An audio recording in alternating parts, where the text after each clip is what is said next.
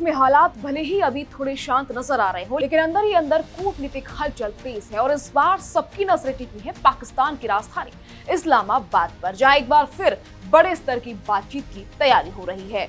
America का प्रतिनिधिमंडल आज यानी 20 अप्रैल को पाकिस्तान पहुंचने वाला है। व्हाइट हाउस ने इसकी पुष्टि करते हुए बताया कि अमेरिका के विशेष दूत स्टीव विटकॉफ और जेरेड कुशनर इस दौरे पर शामिल होंगे। हालांकि उपराष्ट्रपति जेडी वेंस जाएंगे या नहीं, इस पर अभी स्थिति पूरी तरह क्लियर नहीं है, लेकिन बातचीत शुरू होने से पहले ही माहौल में तल्खी साफ नजर आ रही है, क्योंकि ईरान ने अमेरिका के प्रस्ताव को सिरे से खारिज कर दिया। यानी एक तरफ बातचीत की तैयारी है तो दूसरी तरफ साफ इनकार। दरअसल पहले दौर की बातचीत पहले ही हो चुकी है, लेकिन वो बेनतीजा रही। पाकिस्तान ने खूब एड़ी चोटी का जोर लगाया, लेकिन कोई ठोस नतीजा नहीं निकल पाया। हालांकि इसके बावजूद अमेरिका और ईरान दोनों ने पाकिस्तान की भूमिका की तारीफ जरूर की थी, और पाकिस्तान के लिए तो इतना ही बहुत है, क्योंकि तारीफ होना भी पाकिस्तान के लिए बड़ी बात है। और शायद यही वजह है कि एक बार फिर पाकिस्तान इस पूरे मसले में एक्टिव रोल निभा रहा है। पाकिस्तान के प्रधानमंत्री शहबाज शरीफ खुद इस कोशिश में जुटे हैं कि किसी तरह बातचीत आगे बढ़े।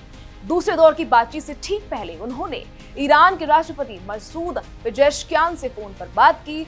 इस बातचीत में क्षेत्र की मौजूदा स्थिति पर चर्चा हुई और शहबाज शरीफ ने यह भी बताया कि उन्होंने सऊदी अरब, कतर और तुर्कियों के नेताओं से भी बात की है। लेकिन सबसे बड़ा सवाल अब यही है कि अब पाकिस्तान ईरान को बातचीत के टेबल तक ला पाएगा, क्योंकि इस वक्त ईरान का रुख काफी सख्त नजर आ रहा है। ईरान ने अमेरिका के प्रस्ताव को न सिर्फ खारिज किया, बल्कि इसके पीछे की वजह भी खोलकर बताई। ईरान का कहना है कि अमेरिका की मांगे नाजायज हैं। वो बार बार अपना रुख बदलता है और अलग अलग बयान देता है, जिससे भरोसे का माहौल बन ही नहीं पाता। इतना ही नहीं, ईरान ने हॉर्मुज और अपने बंदरगाहों के पास अमेरिकी नौसेना की मौजूदगी को युद्ध विराम का उल्लंघन तक बता दिया। अब बात करते हैं उस मुद्दे की जो इस पूरे विवाद के केंद्र में है। हॉर्मुज दुनिया के सबसे अहम समुद्री रास्तों में से एक, जहां से वैश्विक तेल सप्लाई का बड़ा हिस्सा गुजरता है, और इसी पर ईरान ने अपना रुख और ज्यादा सख्त कर दिया है। ईरान के वरिष्ठ नेता और पूर्व IRGC कमांडर इब्राहिम अजीजी ने साफ कहा है कि हॉर्मुज पर कंट्रोल ईरान का अविभाज्य अधिकार है और इस पर कोई समझौता नहीं होगा। उन्होंने यहाँ तक कहा कि संसद में एक नया कानून लाया जा रहा है, जिसके तहत इस समुद्री रास्ते से गुजरने वाले जहाजों पर भी ईरान का कंट्रोल होगा और इसे लागू करेंगे ईरान के सशस्त्र बल। इसका सीधा मतलब है कि ईरान अब सिर्फ बातचीत की भाषा नहीं बोल रहा, बल्कि अपनी स्ट्रेटेजी ताकत को भी खुलकर दिखा रहा है। जानकार कह रहे हैं कि युद्ध के बाद ईरान की पहली प्राथमिकता अपनी ताकत को फिर से मजबूत करना है, और हॉर्मुज इस स्ट्रेटेजी का सबसे अहम हिस्सा बन चुका है।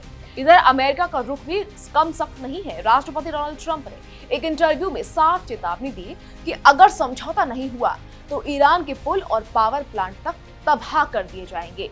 ये बयान इस पूरे मामले को और ज्यादा गंभीर बना रहा है।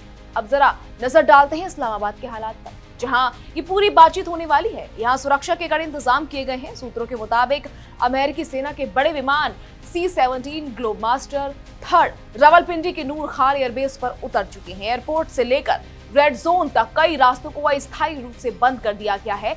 बड़े होटल जैसे सेरेना और मैरियट को खाली कराया जा रहा है और नई बुकिंग पर रोक लगा दी गई है। गौर करने वाली बात यह है कि पहले दौर की बातचीत भी सेरेना होटल में ही हुई थी। यानी इस बार सिर्फ बातचीत ही नहीं, बल्कि सुरक्षा के स्तर पर भी पूरा सिस्टम हाई अलर्ट पर है।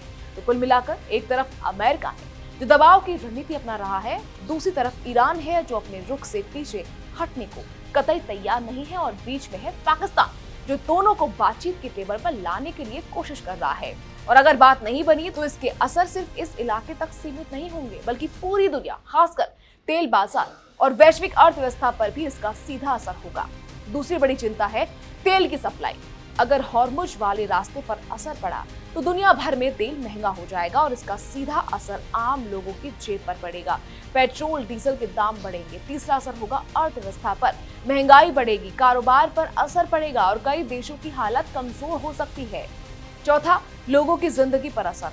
अगर जंग बढ़ी तो बहुत से लोगों को अपने घर छोड़ने पड़ सकते हैं, हालात और ज्यादा खराब हो सकते हैं। और सबसे बड़ी बात, ऐसी लड़ाइयाँ जल्द खत्म नहीं होती। एक बार शुरू हुई तो लंबे वक्त तक चल सकती है। फिलहाल के लिए दुनिया सांस रोके इंतजार कर रही है कि आगे रास्ता शांति का निकलता है या फिर मुश्किलों का।